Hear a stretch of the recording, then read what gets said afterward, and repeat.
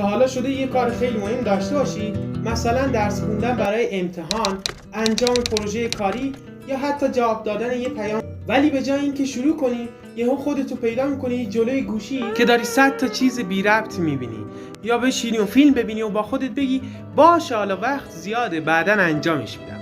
مثلا من خودم قبل ساخت این ویدیو همینا رو میگفتم، ولی مشکل اینجاست که فردا میاد و دوباره همین چرخه تکرار میشه. امروز میخوام خیلی ساده توضیح بدم که چرا این اتفاق میفته و چطور میتونیم این چرخه رو بشکنیم و از این چرخه خارج بشیم.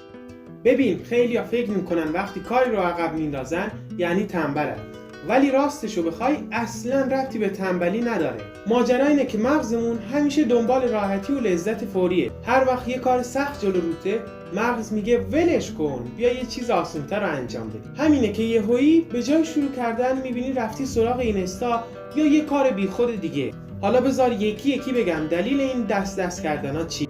بخش اول، فرار از سختی. ببین هر وقت یه کار سخته و استرس داست مغزت سریع میگه ولش کن بیا بریم یه چیز ساده تر رو انجام بدیم. همینه که یهو به خودت میای میبینی گوشی توی دستته یا داری یه کار بی خود دیگه انجام میدی. مشکل اصلا تنبلی نیست، مغز دنبال راحتیه، میخواد با کمترین مصرف انرژی زندگیت رو بگذرونی. بخش دوم، کمالگرایی. خیلی‌ها کاری رو شروع نمی‌کنن چون میخوان همه چی عالی باشه. مغز میگه یا کامل یا هیچ. نتیجهش هم اینه که هیچ وقت شروع نمی‌کنن. یادت باشه کامل بودن مهم نیست، مهم شروع کردنه. شروع کن و یه قدم بردار. بخش سوم، خطای زمان.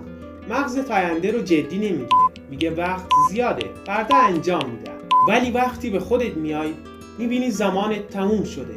این بزرگترین دروغیه که مغزت بهت میگه. بخش 4، ضررهای کار عقب انداختن.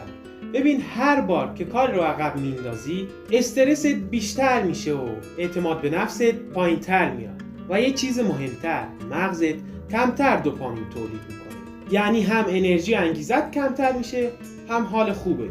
بخش 5، تلنگر. یادت باشه زمان فقط برای تو نمیگذره. وقتی امروز رو هدر میدی پدر و مادرت هم پیرتر میشه. هر روزی که کارتو عقب میندازی یه فرصته که هم برای خودت و هم برای اونا از دست میدی. یادت باشه فردایی وجود نداره، فردایی وجود نداره، فردایی وجود نداره. بخش 6، قانون 2 دقیقه. یه قانون ساده هست که میگه اگه کاری کمتر از 2 دقیقه زمان میبره همین الان انجامش بده. شروع همیشه سخت‌ترین قسمتشه. وقتی شروع کردی ادامه خود به خود میاد. بخش 7، تقسیم کار. به جای اینکه با خودت بگی کل پروژه رو تموم کنم، بگو فقط براش 5 دقیقه زمان میذارم یا فقط یه صفحه میخونم. همین شروع کوچیک باعث میشه ادامه کار آسون بشه. بخش 8، رئیس تویی نه مغز.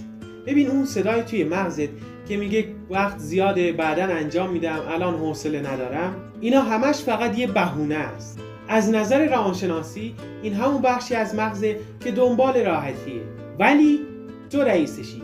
تو باید بهش بگی خفه شو الان انجامش میدم. وقتی یه کار کوچیک رو انجام میدی بهش نشون میدی که تو رئیسی نه اون. بخش 9، تکنیک پومودورو. یه قانون ساده هست که میگه 25 دقیقه کار کن بعدش 5 دقیقه استراحت. اینطوری دیگه مغزت خسته نمیشه و تمرکزت بالا میمونه. تو میتونی از تکنیک پومودورو واسه انجام کارهای سخت یا درس خوندن شب امتحان استفاده کن و واقعا هم نتیجه میده.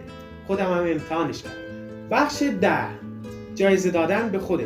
برای هر قدم که به سمت هدفت برمیداری به خودت یه جایزه بده. بعد از هر قدم کوچیک که واسه رسیدن به هدفت برمیداری به خودت یه چیز خوشحال کننده بده.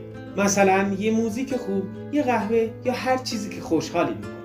اینطوری مغزت یاد میگیره کار کردن لذت داره که در نتیجهش دوپامین بیشتری تولید میشه که بهت احساس لذت و سرخوشی میده. کار عقب انداختن ضعف نیست و این یه عادته.